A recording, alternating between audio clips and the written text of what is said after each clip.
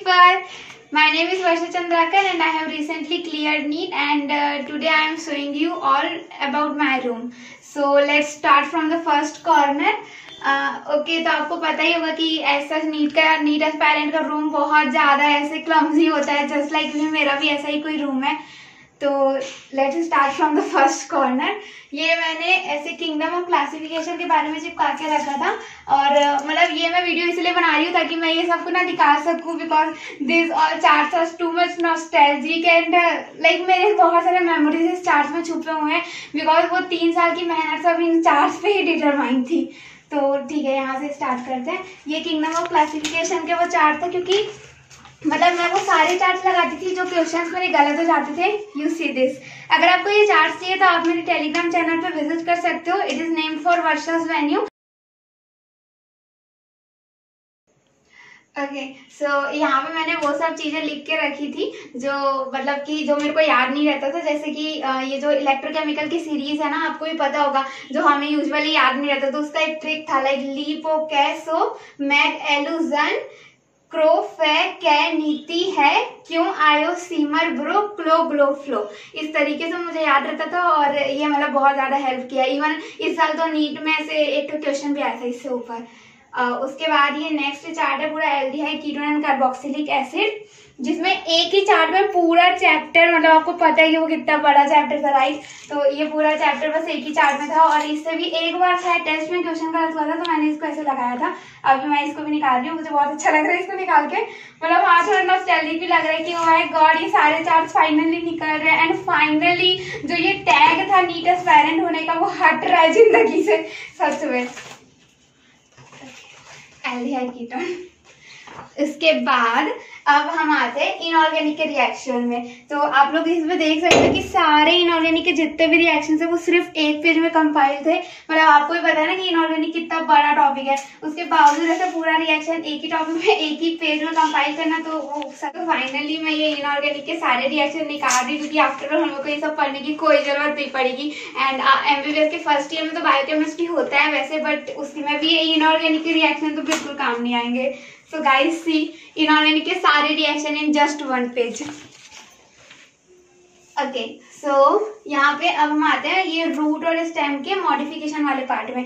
मतलब हाँ, आप लोग सोचोगे कि ये वाला पार्ट किसको याद नहीं रहता, ये तो सबको याद रहता है. बट एक बार मेरा एक क्वेश्चन इसमें गलत हुआ था, तो मेरा ये था कि हाँ, अगर किसी भी कोई भी एक क्वेश्चन भी गलत हो रहा है इंटेंसिव के टेस्ट में, तो मैं उसको लगाऊंगी. तो ओके, मैं इसको निकाल रही हूँ. सीरियसली इतना अच्छा लग रहा है ना इसको निकाल के. मतलब हाँ, ये सब भी काम नहीं आने वाला है हम लोग को बिल्कुल भी. जो एकमात्र चीज काम आएगा हम लोग को, एक्चुअली तो काम आएगा because studies never go waste in your life, but हाँ मतलब एज सच काम नहीं आएगा. तो ओके, ये रूट एंड स्टेम का modification. Now coming to this, ये है सॉलिड स्टेट का टॉपिक, जो आप लोग देख के समझ ही जाओगे. और ये नीचे वाला वो स्ट्रेटेजी वाले चैप्टर का टॉपिक. तो हाँ, ये दोनों भी ठीक है. मतलब आप लोगों को लग रहा होगा ना मे बी कि मतलब इतना सिली टॉपिक कैसे चिपकाया हुआ है, बट हाँ मतलब जो हमें सिली लगता है ना, वो सामने वाले को नहीं लगता है. एंड ऐसे बहुत सारी चीजें जो मैंने नहीं चिपकाया, बट वो मतलब मुझे क्योंकि वो सिली लगता था, बट हो सकता है वो आपको डिफिकल्ट लगता होगा. तो ओके, सबका ऐसे अपना अपना से होता है प्रिपरेशन के टाइम पे. इसलिए मैं तो यही बोलूंगी कि कभी किसी को फॉलो मत करना एकदम ब्लाइंडली कि हाँ वो बोल रहा है कि ये इजी है तो मतलब उसको ऐसे इतना काउंटिंग देना टाइप से. मतलब सबका ऐसे अपना होता है, तो उसी पे ध्यान देना. ओके, सॉलिड स्टेट का छोटा वाला topic. Now coming the solid state. मतलब सीरियसली गाइस, अगर सिर्फ ये डिफेक्ट को छोड़ेंगे ना, तो पूरा सॉलिड स्टेट का चैप्टर सिर्फ इतने से पार्ट में कंपाइल हो गया था. मतलब सच में ये बहुत ज्यादा अच्छा लगता था मुझे. मैं सिर्फ इसको पढ़ती थी और मेरा पूरा सॉलिड स्टेट रिवाइज हो जाता था. तो अगर आपको ये सब चाहिए तो मैं ये डाल दूंगी टेलीग्राम के ग्रुप में, आप वो सब वो ज्वाइन कर सकते हो. हाँ, it feels so good to remove all this solid state. Now coming to human evolution वाला पार्ट. मतलब ऐसे बायो में बहुत सारे टॉपिक्स होते हैं ना, और ह्यूमन इवोल्यूशन में हमारे इंस्टीट्यूट में इतना पढ़ाया गया था ना कि मैं क्या ही बताऊँ टाइप से. लेकिन ये इतना छोटा सा ही पार्ट है जो एनसीईआरटी में दिया हुआ है, और बस इतना ही याद करना होता है. तो इतना ज्यादा पढ़ने के बाद हमें लगता है कि याद किसको करना है, इस वजह से मैंने इसको चिपकाया था कि मैं इसको बार बार देखूं और मुझे एकदम वो जो स्टेटमेंट वाले क्वेश्चन होते हैं ना, वो सही हो जाए इससे. तो हाँ मतलब बहुत अच्छा लग रहा है सच में सबको निकाल के, सच में अलग टाइप की फीलिंग है। Okay so the big chapter chordates from animal kingdom. मतलब हाँ सच में ये चैप्टर को कितना भी पढ़ लो हमें हमेशा ही भूल जाते हैं हम, बट ठीक है ये फाइनली आज ये निकल रहा है। ये एक्चुअली मैंने नहीं बनाया है, ये मुझे एलन के हैंडबुक में मिला था। इसको तो लगना मैं ऐसे फाड़ी लूँ पूरा ये तो आपको अवेलेबल वैसे ही मिल जाता होगा, तो नॉर्मल PDF के फॉर्म में रहता है। ये मैंने फाड़ दिया। वाओ इतना अच्छा लग रहा है, मेरा रूम मेरे को वापस मिल रहा है।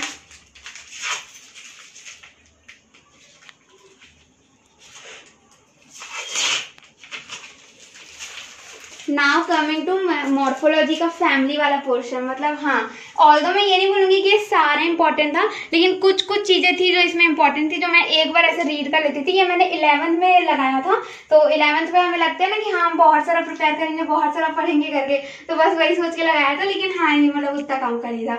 मैं सोची इसको बहुत जल्दी निकाल देती हूँ करके, बट लगा था कि हाँ एक बार जब हो जाएगा तो सारा पेजेस एक साथ निकालूंगी, इस वजह से नहीं निकाला। इसको भी फाड़ देते, इसका भी कोई ऐसा काम नहीं है।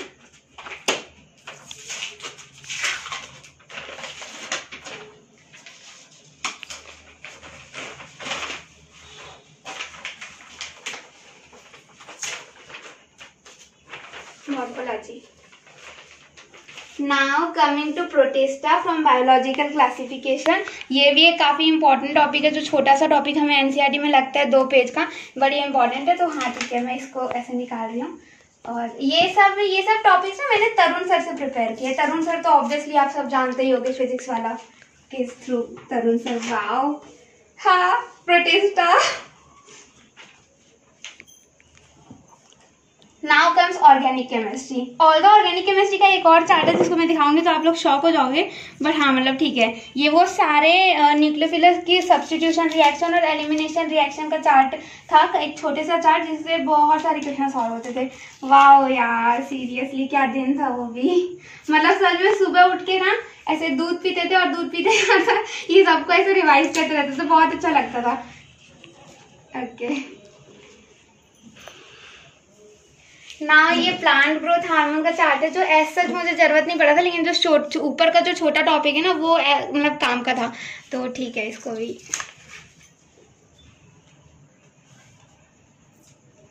सच में बहुत अच्छा लग रहा है। फाइनली जब प्रिपेयर कर रही थी ना तो लग रहा था कि हाँ बस एक ऐसा दिन आएगा जिसमें ये सारी चीज मैं निकाल के फेंक दूंगी। आज हो गया। ओके तो यहाँ पे ना मैं वो छोटी छोटी चीज़ें लगाई हुई थी जो मुझे लगता था कि मैं भूल जाऊंगी करके।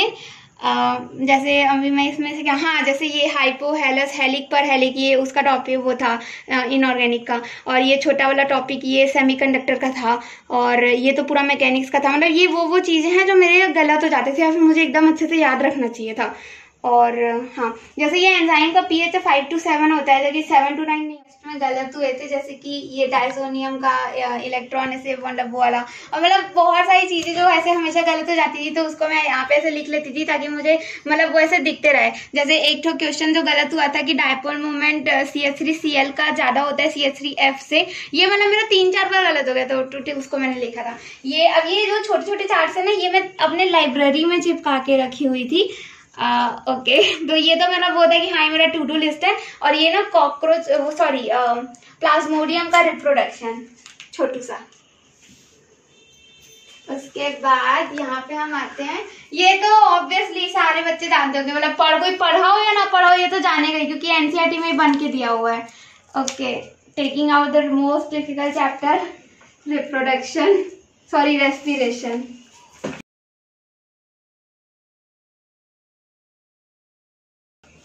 रेस्पिरेशन इसमें आप ETS के ऊपर ध्यान दे सकते हो, मतलब वो ऐसे नहीं बना होता है, बट हाँ मतलब ये ऐसा साइकिल होता है ETS का।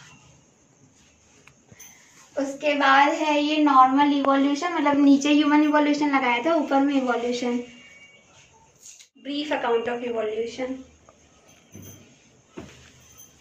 देन ये सब तो ठीक है, ये मतलब ये बस ऐसे ही मोटिवेशन था, like if your ambition demands to walk through hell, walk as you own the place। मतलब हाँ ये लाइन बहुत अच्छा लगता था मुझे, क्योंकि ये अनस्टॉपेबल जो सॉन्ग है ना उसका एक लाइन था और मुझे वो सॉन्ग भी बहुत अच्छा लगता था और ये लाइन भी। उसके बाद ये वो 2 क्वेश्चन है जो मेरे टीचर ने जिस पे मेरी बेइज्जती की थी एक्चुअली। तो वो मेरे को था कि हाँ मतलब ये 2 क्वेश्चन, और ये एक्चुअली एनसीईआरटी का क्वेश्चन है, तो मुझे लगा था कि हाँ अब तो ये मेरा कभी गलत नहीं होगा। और अब मैं देखती हूँ कि कभी मेरे को और ये क्वेश्चन कभी पूछे तो ये कैसे बेइज्जती करेंगे। ये क्वेश्चन 12th के स्टार्टिंग में पूछा गया था। इसके बाद ये तो एक छोटा सा चार्ट है जो फिलहाल फर्स्ट पेज का गायब हो गया है। इसमें ना मैंने एक्चुअली ये बनाया था कि फिजिक्स में कितना क्वेश्चन अटेम्प्ट किया, उसमें से कितना टाइम लगा, कितना सही हुआ था, क्योंकि एक्यूरेसी बहुत इंपॉर्टेंट है ना। और फिर वैसे ही जूलॉजी, बॉटनी और केमिस्ट्री में। और ये मैं ऐसे टिक करती थी, लिखती थी और फिर मेरे को किसी को भेजना होता था। अगर आप ऐसा पर्सनल मेंटरशिप चाहिए आपको तो आप ऐसे मेरे इंस्टाग्राम हैंडल पे कॉन्टेक्ट कर सकते हो, डेफिनेटली मैं आपको प्रोवाइड करूंगी। Thank you so much. Then comes here, आपको वो वाटर ऑफ हाइड्रेशन का तो चीज याद ही होगा ना। तो मतलब बेरिलियम, मैग्नीशियम, कैल्शियम और बेरियम का 8662 होता था। ऐसे छोटे छोटे ट्रिक बना के ना आप भी याद कर सकते हो। मतलब सच में इससे बहुत ज्यादा बेनिफिशियल होता है। और ये एग्जाम टाइम पे आप लोग को वो छोटी छोटी ट्रिक्स जरूर याद आती है अगर मेन कंसेप्ट याद ना भी आए तो।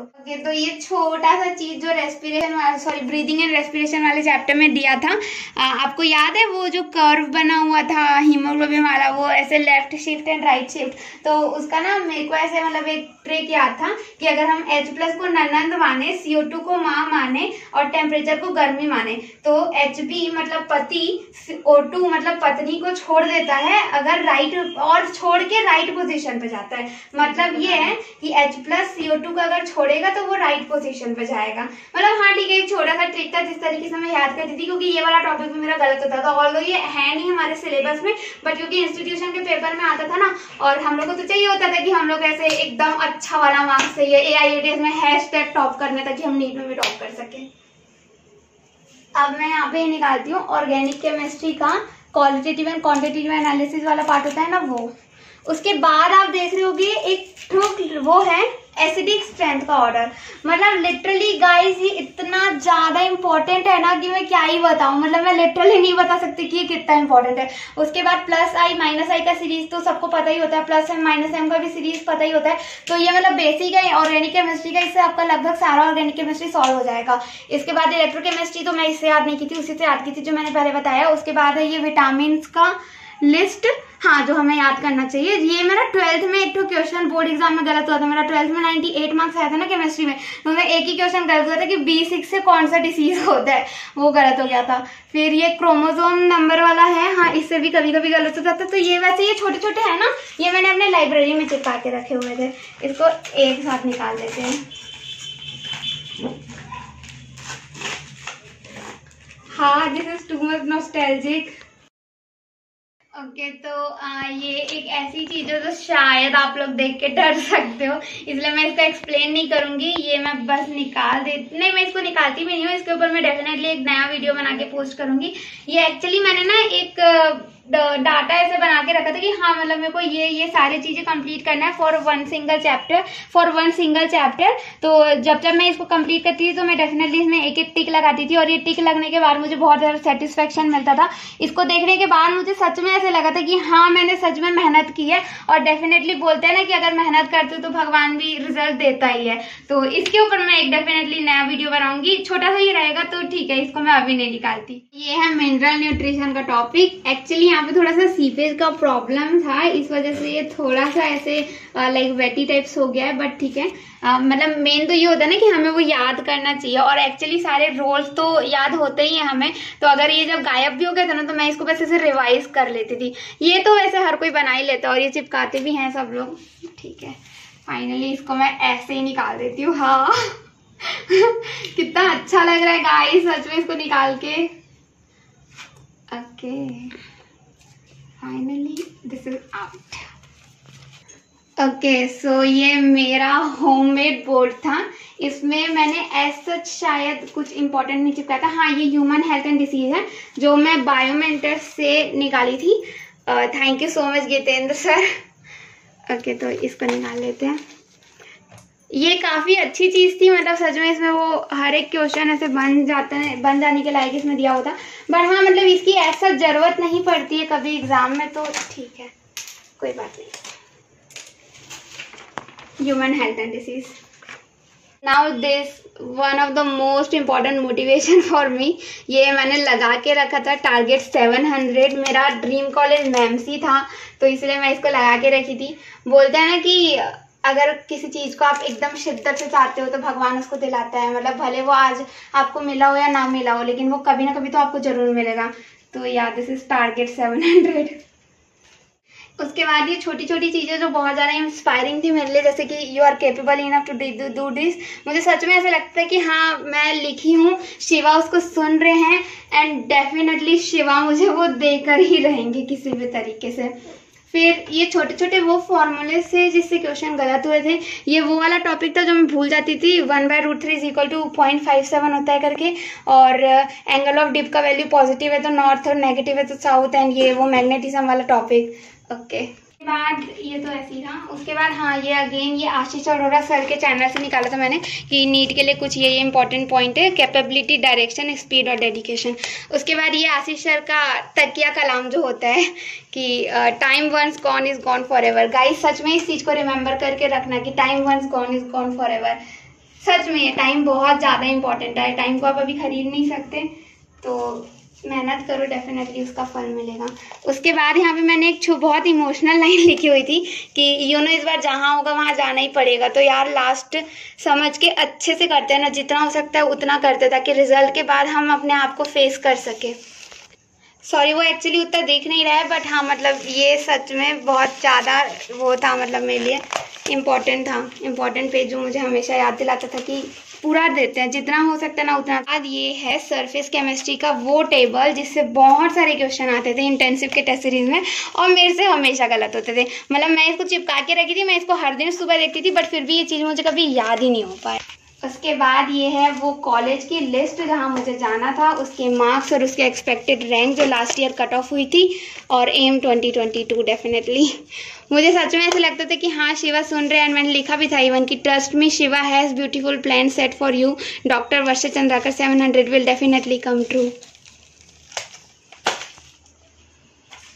उसके बाद ये मैमसी माई ड्रीम कॉलेज हैशटैग, इसके ऊपर भी काफ़ी एक नॉस्टैल्जिक चीज़ है कि मतलब मैं एग्ज़ाम से जस्ट एक दिन पहले इसमें ये लिखी हुई थी कि this time my soul says I deserve you, let's see how you will reach me, yes I deserve you and I prepared my best. मतलब एक अंदर से सेल्फ सेटिस्फेक्शन होता है ना गाइस कि हाँ मतलब अब मेरे को जितना देना था मैंने उतना दे दिया है और अब मेरे से नहीं होगा टाइप से, तो वो आ गया था मतलब मेरे अंदर कि हाँ जितना देना था वो दे दिया है, अब भगवान देख लेगा कि उसको मिलाना है कि नहीं मिलाना है। इसको निकाल लेते हैं इसको भी नहीं निकालने का है, मतलब यहाँ पे वॉल पे काफ़ी सीपेज है, इसमें यहाँ पे कुछ चिपकता नहीं है, बट इसको देखो इसको निकालने का ही नहीं है। Okay so finally organic chemistry, मतलब पूरा organic chemistry including 11th 12th and पूरा GOC2 वाला पोर्शन और पूरा हेलो एल्केन अल्कोहल एल्डिहाइड सब चीज इस छोटे से चार्ट में था। मतलब ये चार्ट थोड़ा गंदा हो गया है, लेकिन हाँ मतलब ये चार्ट मेरे को समझ में आता था, ऑल्दो मैं ऐसा सेम टू सेम बना के दे दूंगी अगर आप लोग डिमांड करोगे तो आप लोग डेफिनेटली बताना कि अगर आपको चाहिए होगा तो। ये एक छोटा सा चार्ट जिसमें पूरी ऑर्गेनिक केमिस्ट्री थी। ओ माय गॉड, ये मैंने 11th में लगाया था ना, तो 3 साल हो गए, तो हाँ ठीक है। उसके बाद ये टिश्यू वाला टॉपिक जिससे मेरा 2021 में क्वेश्चन गलत हुआ था, तो मैंने इसको नहीं निकाला ये सोच के कि हाँ मतलब अभी ये मेरे को ऐसे नहीं निकालना है, ये मैं तभी निकालूंगी जब मैं एक साथ सब निकालूंगी। तो ये वो टिश्यू वाला टॉपिक था। उसके बाद ये है drugs, hashtag the coolest topic of 12th bio, drugs. Drugs का जितना भी टाइप एंड ऑल है ये सब इसमें छोटा से में लगा हुआ था, तो हाँ ठीक है। उसके बाद ये इवोल्यूशन का होमोलोगस और एनालोगस वाला पोर्शन, जिसके लिए मैं थैंक यू बोलना चाहूँगी केवी एजुकेशन वाले टीचर को, उन्होंने ये छोटा सा ट्रिक बताया था जिसमें मेरे से वो सब सॉल्व हो जाता था। उसके बाद यहाँ पे आते हैं हम लोग ऑर्गेनिक केमिस्ट्री का सारा नेम रिएक्शन, मतलब हाँ बस इतने से पेज में सारा नेम रिएक्शन था। ये ऑल तो मैं आपको सेंड कर दूंगी, बट हाँ मतलब मैं चाहती हूँ कि आप लोग ऐसे सब अपना अपना बना के चिपका लो, बिकॉज हर साल नेम रिएक्शन के ऊपर एक ना एक क्वेश्चन तो आना ही आना है। तो यार this is name reaction. Now comes the test of organic chemistry. जितने सारे टेस्ट थे ना ऑर्गेनिक केमिस्ट्री में पॉसिबल, वो सारे टेस्ट मैंने एक ही जगह लिख के रखे थे। ये मुझे 12th में भी काम आया था और नीट में तो डेफिनेटली आया था। उसके बाद ये वो छोटे छोटे रिएक्शन जो मैं हमेशा भूल जाया करती थी, वापस से वही वाला लाइन जो लिखा था कि time once gone is gone for ever. और इसमें बहुत सी चीज़ें ऐसी लिखी हुई है जो मतलब सच में बहुत ज़्यादा ऐसा मतलब मेरे को याद नहीं आ रहा है कि मतलब कैसे इतना सारा कुछ याद करना होता है सच में लोगों को। यहाँ पे वो जो छोटा वाला जो टॉपिक होता है ना, जो एक्चुअली आपको दिख नहीं रहा होगा, लाइक नॉर्वे रेट का जो R=B-D इंट्रिंसिक फैक्टर वाला वैल्यू, जो एक्चुअली आया नहीं अभी तक एग्जाम में, बट हाँ मे भी आ सकता है, किसको पता। ये बाप रे, मतलब मैं दीवार की मतलब घर के एक एक कोने में लिखी हुई थी, सच में एक भी कोना नहीं छोड़ा है मैंने। तो ये वो पैरामैग्नेटिक, डायमैग्नेटिक, फेरो, एंटी फेरो और फेरी, ये सभी का जो एग्जाम्पल था ना जो हम हमेशा भूल जाते हैं, ये मैंने वो लिख के रखा था। फिर ये जो यूनिट कन्वर्जन होता है ना, 1 litre is equal to 1000 cc and 1 metre cube, ये भी लिख के रखा था। और जो मोल कंसेप्ट में इतने सारे फॉर्मूलेज जो होते थे मैंने ये लिख के रखा था। उसके बाद ये F ब्लॉक के एलिमेंट थे, सिर पर 9 दिए परमेश्वरी शर्माई, यूरोप घर के तबेले से डाया नहीं होगी और तुम यारो मरवाओगे। फिर थोड़े पहलवान उनसे निपटेंगे, पुराने आम कम बिकेंगे, कैसे इश्क फरमाओ मैडम जी नाश्ता लाओ। उसके बाद ये बल्क मॉड्यूलस और कंप्रेसिबिलिटी का ऑर्डर, और ये वो छोटे छोटे क्वेश्चन जो एनसीईआरटी में दिए हुए हैं बट हम ध्यान नहीं देते क्योंकि कोई भी मॉड्यूल या कोई भी इंस्टीट्यूशन इस बारे में बताता ही नहीं है। उसके बाद घर का लिटरली एक एक कोना में लगाया बायो का वो एनसीईआरटी का डायग्राम, मतलब वो ग्राफ जो हमेशा हम भूल जाते थे। जैसे एक तो क्वेश्चन आया था कि मेंस्ट्रुअल साइकिल के स्टार्टिंग के डेज में किसकी वैल्यू ज्यादा होती है ना, तो एफएसएच की वैल्यू यहाँ पे सबसे ज्यादा होती है। देखो यहाँ पे वो ग्राफ से बना था वो क्वेश्चन।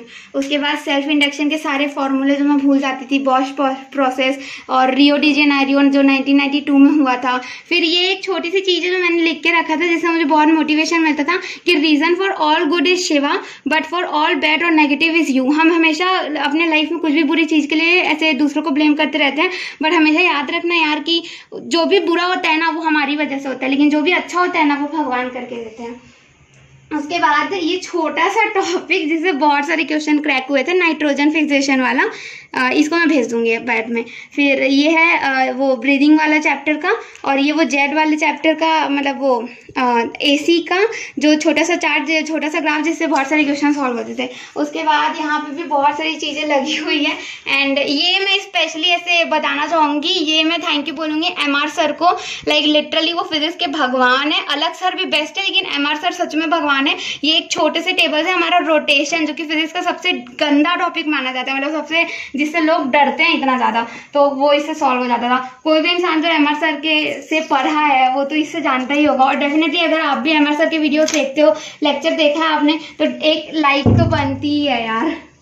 उसके बाद मैं यहाँ पे ये दिखाना चाहूंगी कि वो जो केमिस्ट्री में था ना जिससे 2020 में क्वेश्चन आया था, तो उसका एक ट्रिक बनाया था मैंने। Mendel was a Nobel lawyer, Rutherford ने डुबकी लगाई सी में, बोर हंसा और मैं धर्म पर क्यों ना रोऊं, फ्लेवर मॉस्को का ही चाहिए cause my liver is a tensed organ. इससे मेरा वो जो 100 से प्लस वाले एलिमेंट होते हैं ना वो हमेशा सॉल्व हो जाते थे। और ये वो छोटे 3 लाइंस जो मैं हमेशा ऐसे आती थी जब भी नहा वहा के या कुछ भी करके, तो मुझे वो दिखते थे और मुझे हमेशा मोटिवेट करते थे कि you are capable enough, don't panic, you have done so many things, you will definitely yield a result. So finally guys हो गया रूम कंप्लीट। मुझे सच में बहुत नॉस्टैल्जिक लग रहा है ये सब ऐसे निकालते हुए। आपसे बस इतना सा रिक्वेस्ट है, क्योंकि ये वीडियो सच में बहुत रियल है, मैं इसमें कोई एडिट नहीं करूंगी और कोई झूठ नहीं बोला है मैंने इसमें, तो प्लीज एक लाइक और एक सब्सक्राइब तो बनता है। Thank you so much.